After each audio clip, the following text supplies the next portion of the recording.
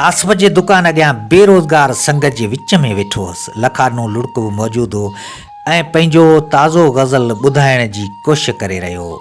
पर cricket world कप जी अहम match में थोरी देरि बैदि पाकिस्तान जो इंडिया सां मैच थियणो हो। उन करे लखाने लुड़क जो जांठो न पिए लॻो। हर को क्रिकेट मुतलिक़ ॻाल्हाइण ऐं ॿुधण जी मालिया खोलिया में मुब्तला हो। लखाने मायूस थी मूं ॾांहुं निहारियो। अलाए छो मूंखे संदसि हमदर्दी महसूस थी। हिकु त हिन वटि मूं वांगुरु मास्टर डिग्री हुई, ॿियो त मूं वांगुरु संदसि मोहबत वनवे हुई, टियों मूं वांगुरु संदसि वालदा मैदे जी मरीज़ हुई, ऐं चोथों वरी हू मूं वांगुरु ख़ाली खीसनि बावजूदि दादागीर संगतियुनि सां मिली कानून हथ में न खणंदो हो। मूं जीअं जीअं संदसि मुतलिक़ सोचियो तीअं तीअं मूं ऐं हिन विचां केतिरनि ई हिकु जहिड़नि जो इनिक्शाफ़ थियो।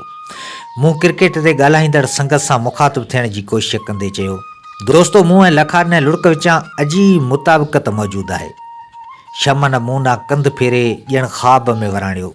हाओ, मुदसर नज़र ऐं मोहंदर अमरनाथ विचां अजीब मुशाहिबत ऐं मुताबिक़त मौजूदु आहे। सम्झी वियसि त क्रिकेट जे बुख़ार में मूं ऐं लखाने जो ज़िक्र फज़ूल हो। लखाने खे बांह में हथु विझी थोरो परभरो ताणींदे चयमि, हेॾां अचु, पंहिंजी निकोर शाइरी ॿुधाए। संदसि माणकियुनि में चमक उभरी आई। हिन खीसे मां वरोकियल सरोकियल पन्नू कढी खोलियो ऐं शाइरी ॿुधाइण शुरू कई। मूं लुत्फ़ अंदोज़ न थींदे बि खेसि भरपूर दाद ॾिनो। गज़ल जे चोथें बंद पढ़ण में ज़बरदस्त अटक थी रही हुअसि, छो त उते वारा लफ़्ज़ पघर में पुसी डही पिया हुआ। पर लखाने हाव जे सोजरे ते गज़ल पढ़ी मस मस पूरो कयो। मूं ज़ोर ज़ोर सां ताड़ियूं वॼायूं। कादर रड़ कंदे पुछियो, मैच शुरू थी वई छा? राहत चयो, लॻे थो इंडिया जी पहिरीं विकेट बि किरी चुकी आहे, जो ताड़ियूं पियूं वॼनि। संगती उथी असां मथां अची बीठा। कादर पुछियो, कमेंट्री मोबाइल में FM ते हली रही आहे छा?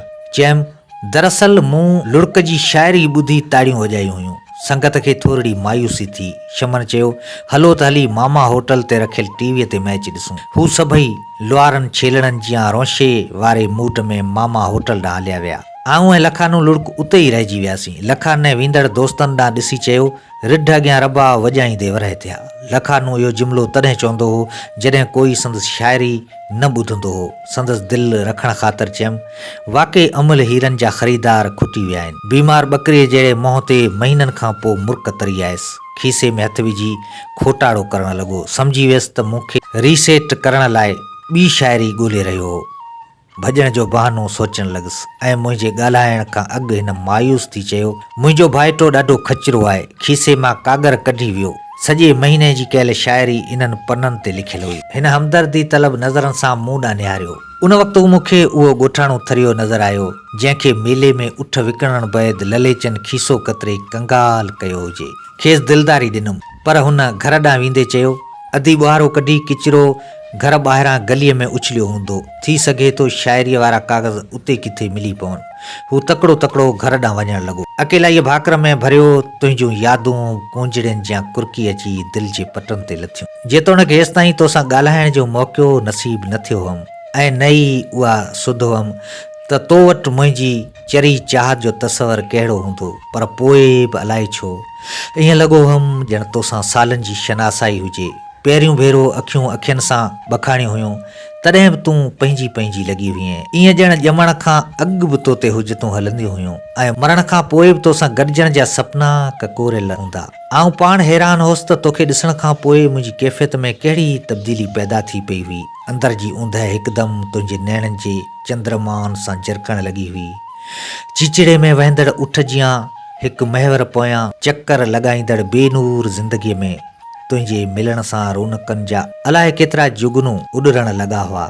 रातियुनि जूं अकेलायूं तुंहिंजे शबनमी अहसासुनि जूं अजरकूं ओॾे बिस्तरे ते गॾु लेटी पवंदियूं हुयूं।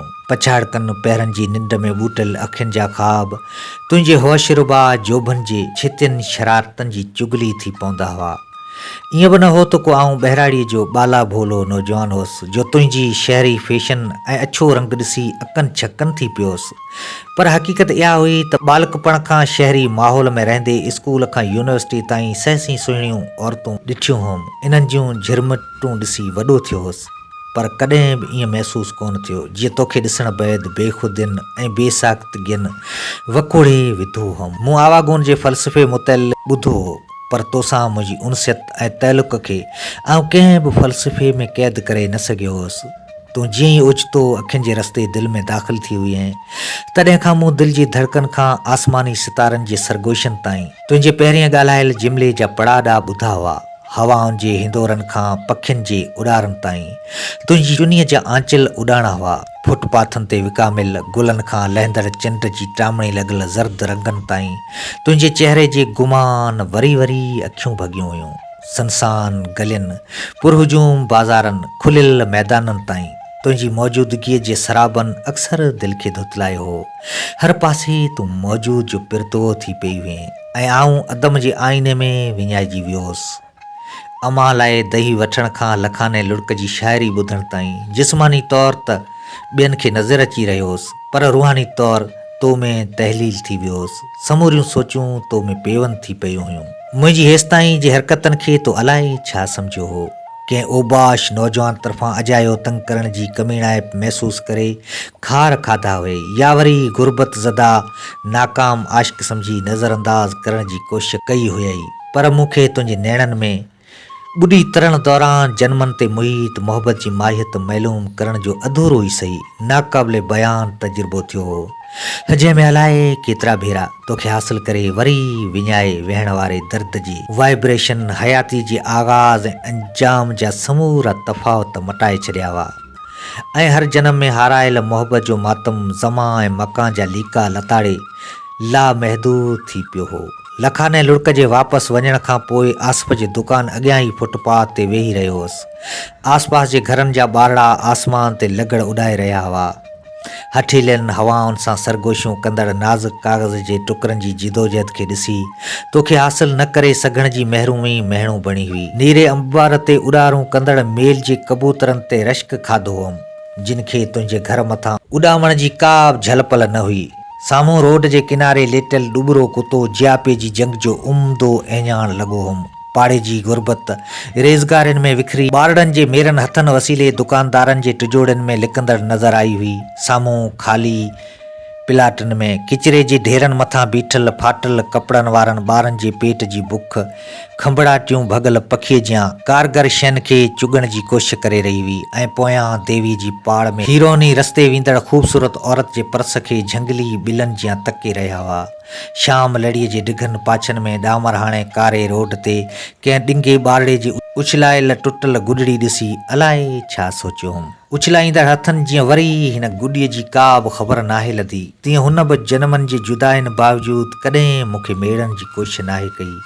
पर ज़मा ऐं मकान जी आरज़ी रफ़ाक़तनि जी बेबकाईअ बावजूदि मोहबत मुदाम रही आहे। गलीअ जी मोहड़ वटां लखाने लुड़क खे ईंदे ॾिठो हुअमि त हेकर त भरवारी गलीअ में गुम थी वञण मुतलिक़ संजीदगीअ सां सोचियो हुअमि, पर वरी इहा दुआ घुरी वेही रहियो हुअसि त शाल लखाने खे विञायल शाइरीअ जा पन्ना मिली न सघिया हुजनि। हूअं त चहिरे खां तख़लुस ताईं लखानो गम ई गम हूंदो हो, पर उन ॾींहुं मूं ॾांहुं ईंदे मूं खेसि अणमयनि उदासियुनि जो मजमूओ महसूसु कयो। पक थी पियमि त खेसि विञायल शाइरी हथ कोन आई हुई। हिन मुंहिंजे भरिसां वेंदे थधो शुकारो भरियो, खेसि आथत ॾिनुमि। अफ़सोस न कर लखाना, शाल हयाती हुजी शाइरी वरी करे वठंदे। वराणियाई खुटको न कर, शाइरी लभी वई ॿुधायां थो। पर लखाने खीसे ॾांहुं हथ वारियो हो, रूह ताईं रोड़जी पियोसि। पक थी पियमि त तुंहिंजे तसवर जे रंगनि सां पेंट थियल अॼोकी शाम जो हुस्न लखाने जी शाइरी ॿुधंदे ग़रक़ थी वेंदो। मज़लूम शख़्स जियां लखाने ना ॾिसी कंध झुकायो हुअमि। लखाने चयो, तूं शाइरी जो शौक़ीन आशिक़ मिज़ाज माण्हू आहीं, मूंखे ख़बर आहे शाइरी ॿुधण लाइ उतावलो थी रहियो आहीं। लखाने जुमिलो पूरो करे चिताए मूं ॾांहुं ॾिठो। बेवसीअ मां ॾांहुंसि वरी निहारियमि। चयईं, पर हिकु अफ़सोसनाक ख़बर आहे, पहिरीं इहो ॿुध। अजब मां पुछियमि, कहिड़ी ख़बर? लखाने क़ाबिल रहम चहिरो ठाहे चयो, कुझु देरि अॻु पुलिस मामा होटल ॾांहुं वेंदड़ कादर ऐं राहत खे खणी वई आहे। दिलि खे झुबी आई हुई। कादर ऐं राहत मुंहिंजा नंढपण जा यार हुआ। स्कूल खां यूनिवर्सिटीअ ताईं गॾु गॾु पढ़ियासीं। मूंखे ख़बर हुई त ॿिन्ही गुरबत ऐं बेरोज़गारी खां तंग थी स्ट्रीट क्राइम जी वाट वरिती हुई। कादर बीमार भेण जे इलाज ऐं अलाह ताला विकिणी पालो थियण पुॼाणा राहत जी सलाह ते स्ट्रीट क्राइम में पेर पातो हो। जॾहिं त राहत खांसि कुझु सीनियर हो, जंहिं ज़िदी महबूबा पारां शादीअ जी शर्त तौरु अलॻि मकान जी एडवांस भरण ख़ातिर फिटल पिस्तौल ॾेखारे पहिरीं वारदात कई हुई। ॿिन्ही खे पुलिस गुंडनि भूतनि ऐं छितनि कुतनि खां डपु लॻंदो हो। पर जॾहिं खां मुकनि कुहाड़ियुनि ऐं तलवारनि जी जंग ख़तमु थी हुई तॾहिं खां बहादुरी बुज़दिली ऐं जिस्मानी लड़ाई जा मयार ऐं तवाज़ुन बि साॻिया न रहिया हुआ। ख़ाली पिस्तौल हथ में झले वाह जे लोॾे ते किरंदड़ ऐं पननि जे छिणकनि ते छिरकंदड़ कमज़ोर ऐं डिॼणे शख़्स लाइ भरियल बस खे पिस्तौल जी नोक ते नचाइण को मसइलो न रहियो हो। इन करे कादर ऐं राहत जी चोरियुनि ऐं फुरूं करण खे मूं सदाईं गुरबत जे जबर खां वधीक अहमियत कोन ॾिनी हुई। लखाने लुड़क जी ॻाल्हि ॿुधी वढिजी पियो हुअसि। सोचियमि राहत कादर सां पुलिस अलाए कहिड़ो सलूक कंदी। हाफ फिराई ऐं फुल फिराई वारे कल्चर मां कुझु थियो त ॿिन्ही जा घर बर्बाद थी वेंदा। संदन घराणनि में औरतुनि ऐं ॿारनि खां सवाइ को बि बालिग़ मर्द न आहे। लखाने भिलको मोह करे चयो, आऊं बि तो वांगुरु परेशान थी पियो आहियां त जीअं हमराहनि खे पुलिस कुटको ॾिनो त मोचड़नि में माॻई पाण जहिड़नि बेॾोही संगत जा नाला खणंदे बि देरि न कंदा। तॾहिं यादि आयमि त कुझु ॾींहं अॻु पौहर कॉलोनीअ मां गिरफ़्तार कयल हिकु हमराह थाणे ते क्रिकेट टीम जे समूरनि साथी रांदीगरनि जा नाला धाड़ेलनि तौरु खणी सुकनि सां गॾु सावनि खे बि साड़ाए विधो हो। लखानू टुॿीअ में पइजी वियो। मुख़्तसिर सोच वीचार बैदि चयईं, वॾड़ा सही चई विया आहिनि, बुरनि जी संगत मां जॾहिं तॾहिं नुक़सान ई आहे। लखाने जी ॻाल्हि दिलि सां लॻी हुअमि। पुछियमि, अलाहदाद ऐं शमन बेता मैच ॾिसणु गॾु विया हुआ, इन्हनि जो छा थियो? लखाने बदस्तूर उदासीअ मां वराणियो, फ़िलहाल त खिसकी विया आहिनि, पर इन्हनि जो घड़ो भरियो पियो आहे, अॼु या सुभाणे।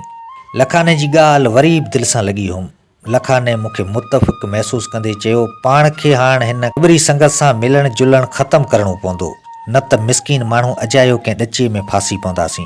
लखाने जी ॻाल्हि वरी बि दिलि सां लॻी हुअमि। असल में हिन जूं ॻाल्हियूं अक्सर दिलि सां लॻंदियूं हुयूं, पर शाइरी सदाईं मथे में लॻंदड़ हूंदी हुई। लखाने ॻाल्हि जारी रखी, मूंखे पुलिस खणी वई त को ज़मानत कराइण वारो बि कोन आहे। अम्मा अदी ऐं बेवा भाॼाईअ खां सवाइ मरहूम भाउ जा यतीम ॿारड़ा ई त आहिनि, जिन जो पेट पालण लाइ अम्मा मुर्गियूं पालींदी आहे ऐं अदी भाॼाई कपिड़ा सिबंदियूं आहिनि। आऊं सेठ अज़ीज़ जे वाड़े ते सुबुह सवेल 300 रुपया ॾियाड़ीअ ते ॾुहाई कंदो आहियां। हिन जे अखियुनि में लुड़क फुटी आया। खेसि दिलदारी ॾिनो, लखाना वॾी दिलि कर, पाण को ॾोह न कयो आहे जो पुलिस गिरफ़्तार कंदी। लखाने वराणियो, पाण वटि पुलिस जिन जिन खे गिरफ़्तार करे तादियूं कंदी आहे सभु ॾोही हूंदा आहिनि छा? लखाने लाजवाब करे छॾियो। ख़ामोश रहियसि। लखानू ॻाल्हाइणो, पाण वटि अक्सर रुश्वतनि ऐं सिफ़ारिशुनि सां ॾोही आज़ादु थी वेंदा आहिनि ऐं बेॾोही सज़ा काटींदा आहिनि। लखानू जुमिलो पूरो करे ख़ामोश थी वियो। ॼण ओचितो खेसि कुझु यादि आयो। हिन खीसो फुलोरणु शुरू कयो। हिन जो खीसे ॾांहुं हथु वारणु मूं लाइ ख़तरे जो सिग्नल हूंदो हो। हिन भेरे मुंहिंजो ख़दशो सच साबित थियो। हिन खीसे मां शाइरी जा 5-7 पना कढी वरिता। पक थी पियमि त ऊंधे थियण खां अॻु उथणु कोन ॾींदो। ख़्यालु आयो त चवां, न कयल गुनाहनि जी सज़ा रुॻो पुलिस न ॾींदी आहे, पर अॼुकल्ह जा के सिंधी शाइर बि बेमहिला मुशाइरा मचाए घटि तादी न कंदा आहिनि। पर लखाने जे ॾुखोयल दिलि खे वधीक ॾुखाइण पाप सम्झमि। ख़ामोश रही संदसि शाइरी जो जबर सहंदो रहियसि। हू हर बंदि पढ़ी दाद तलब निगाहनि सां मूं ॾांहुं ॾिसंदो हो।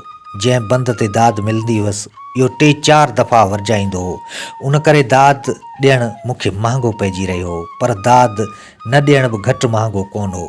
दाद न ॿुधी शाइरी तां नज़रूं हटाए वरी पुछी रहियो हो, ॿुधी पियो या न? ईअं मुशाइरो चुगम जियां अणखुट थींदो रहियो। ओचितो रोड जे नज़र ईंदड़ परभरे छेड़े वटां पुलिस मोबाइल ज़ाहिर थी। मूं लखाने जो ध्यानु उॾां छिकायो त हिन तकिड़ो काग़ज़ वेड़े खीसे में हया ऐं भरवारी गलीअ ॾांहुं मुड़ंदे चयईं, पंहिंजो हिते वेहणु सुठो न आहे। लखानू सोढ़ियुनि गलियुनि में गुम थी वियो। पुलिस मोबाइल अॻिते हली वई ऐं आऊं वरी तुंहिंजे तसवर जी बारिश में वहिंजणु लॻुसि। बक़ाया ईंदड़ क़िस्त में।